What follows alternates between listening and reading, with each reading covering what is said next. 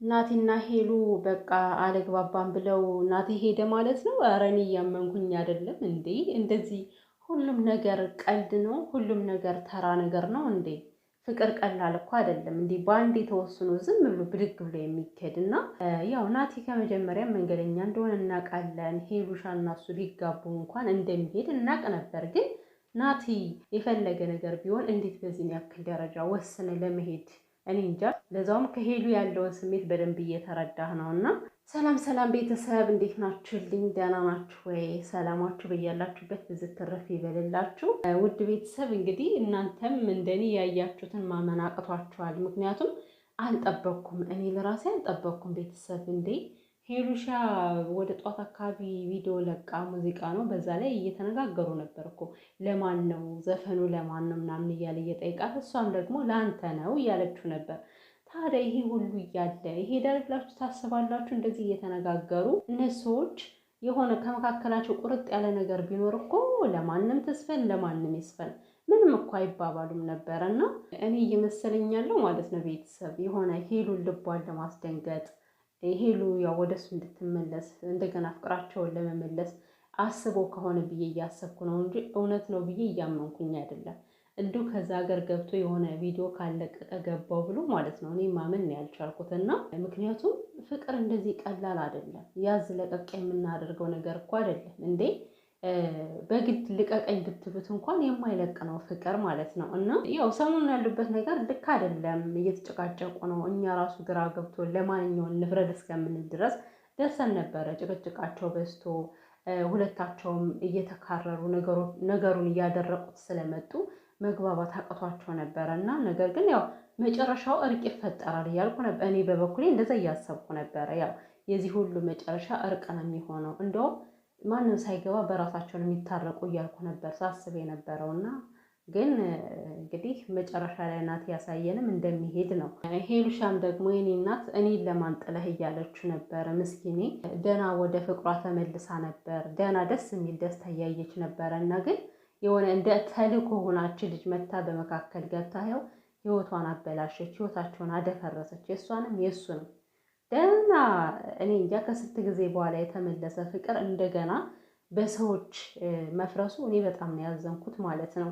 ሲጀመር በትናንትናው በተሰራው ቪዲዮ ላይ በቃ እኔ ነኝ ተሳስቻለሁ፣ በመካከላቸው የገባሁት እኔ ነኝ ያበላሸሁት እያለች መታ ነበረ።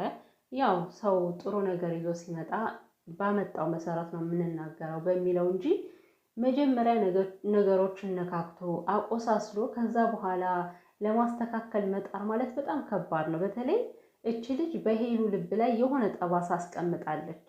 በጣም እንድትፈራ ነው ያደረገቻት። ነገ ጥሎ ቢሄድስ፣ ነገ ምን ይፈጠራል የሚለው በልቧ እንዲቀመጥ ነው ያደረገችው። እና ለዛ ነው ሄሉ እየወደደችው ናቴን እንደዚህ ነገሮች ላይ ክርር ያለችበት ማለት ነው። ምክንያቱም ፍራቻ አድሮበታል በቃ።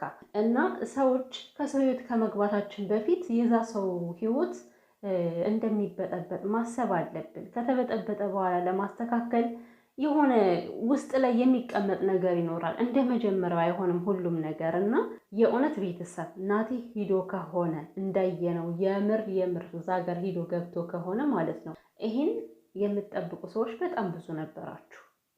ማለት ሄሉና ናቲ እንዳይመለሱ በተለይ የሄሉ ደስታ የማትፈልጉ ሰዎች በጣም ብዙ ነበራችሁ። እና በአንደበታችሁ ራሱ የተናገራችሁ ነበራችሁ። ጠብቁ የሆነ ነገር ይፈጠራል እያላችሁ እንደ ሟርት የምትናገሩ ሰዎች ነበራችሁ። እናንተ እንኳን ደስ ያላችሁ።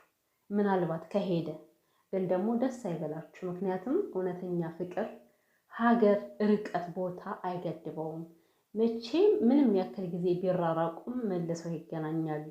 ምክንያቱም ሄሉና ናቲ መጀመሪያ እንደምናውቃቸው የመጀመሪያ ስሜታቸው ከሆነ ከልባቸው ያለ የመጀመሪያ ፍቅራቸው ከሆነ ከልባቸው ያለ እመኑኝ በትንሽ ጊዜ ውስጥ መልሰው ይገናኛሉ። አሁን ላይ ሁለቱም ስሜት ላይ ናቸው፣ ንዴት ላይ ናቸው። በትንሽ ነገር መግባባት እየቻሉ ግን በትንሽ ነገር በጣም ነገሩን እያሰፉትና ክፍተት እየፈጠሩ መጥተዋል። ግን እውነት የሰውን ደስታ የማትመኙ ሰዎች ይሄ ጥሩ ለእናንተ ራሱ ምንም አይበጃችሁም። እግዚአብሔርም ምንም አይበጃችሁም። ከቻላችሁ ፈጣሪ እንዲያስደስታችሁ በህይወታችሁ ለየት ያለ ደስታ እንዲያመጣ ፈጣሪያችሁን መለመን እንጂ ሰው ሲደሰት የምትናደዱ ያ ደስታ እንዲደፈርስበት የምትጥሩ ሰዎች ግን ለምንድን ነው? አሁን በዛ ሰሞን ሄሉሻ ከናቲ ጋር ስታሳልፍ የነበረው ጊዜ ደስ አይልም ነበር? እጅግ በጣም ደስተኛ ሆና ከልቧ በጣም ደስተኛ ሆና ነበረ። እሱ መጥቶ እያስደሰታት ነበረ። ግን በዛም አለ በዚህ ያ ደስታ ደፍርሷል አሁን ላይ። ሄሉሻም ደግሞ ከልቧ አይደለም እኮ በቃ ሂድ መሄድ ከፈለግ ሂድ የምትለው ከልቧ አይደለም። ብቻ ያው ፍራቻም ስላለባት ነው። በተለይ ደግሞ አብራው ስትመጣ አትወድም። በቃ ሄሉ ልጅቷ ከእሱ ጋር እንድትታይ በፍጹም ነው የማትፈልገው፣ አትወድም። እናቴም ደግሞ አንዳንድ ችግር አለበት። ያው ከእሷ ፊት ሆኖ ያልሆኑ ነገሮችን ይናገራል። በተለይ ሄሉ የማትፈልገውን አመሏን እያወቀ እንደዚህ አይነት ነገሮችን ባይናገር መልካም ነበር። ግን እሱም በልበል የሚለው ነገር አለ። በቃ አሁን በትናንትናው ዕለት በጣም ነው የተበሳጨችው። እንግዲህ የራሷን ከወንዝ ውስጥ እስከ መክተት ድረስ ነው የደረሰችው።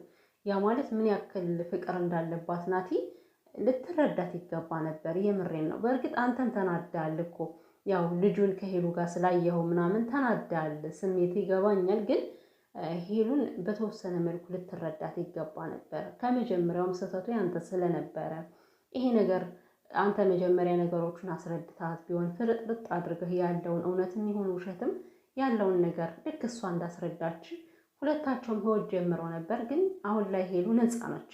በነፃነት ነው የቀረበችው። ከኋላዋ ምንም ድብቅቅ ያለ ነገር አልነበረም።